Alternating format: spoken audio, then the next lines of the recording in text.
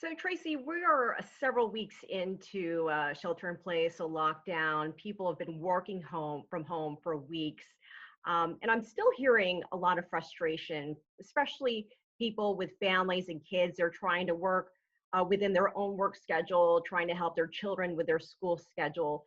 Um, so, at this point, where do they begin?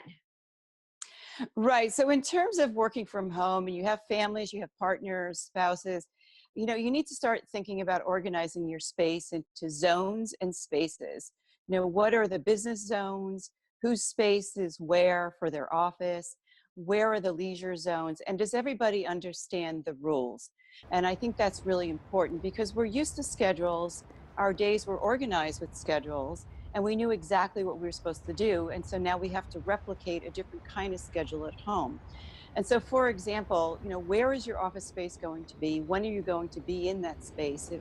Is it a room with a door? Does the door open mean okay to go see mom? Door closed means she's busy. Do we use signs like red and green lights? So I think it's getting the family organized in a pattern so that they know exactly what they need to be doing at what time. Here's the big question. How do you keep yourself from working all hours into the night? Yes, and I think that is a problem when you work from home. You tend to overwork. So again, it's this schedule idea of what time am I getting up in the morning? What am I defining as my work day? What am I going to do in my work day? And I recommend either using your electronic calendar or to-do list. And then when is my day done? And then what activities am I doing after work? And then what about the weekend? We did I always work on the weekend or was the weekend for my spouse, partner, family? And then how can I replicate a weekend activity that I used to do? So I think that's really important that you schedule yourself and you keep to that schedule.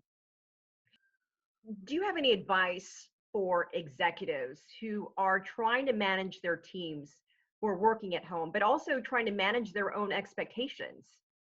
Yes. So number one, I think you have to switch your management style to management by deliverables, which means making sure that individuals understand what their job is, what the activities or tasks related to their jobs are, and when they're due.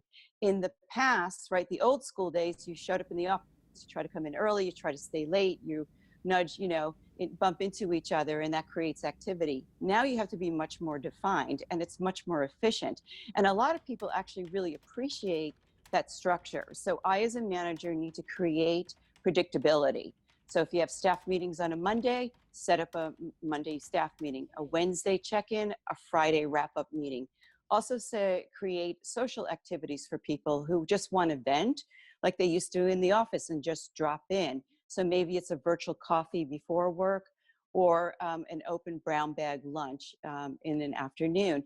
We have to create ways to really replicate what we're used to in a virtual world. And Tracy, I guess over the last several days and weeks, is there one thing that you are just continuing to hear over and over? And if there's one piece of advice, one overarching theme, what would you tell people right now?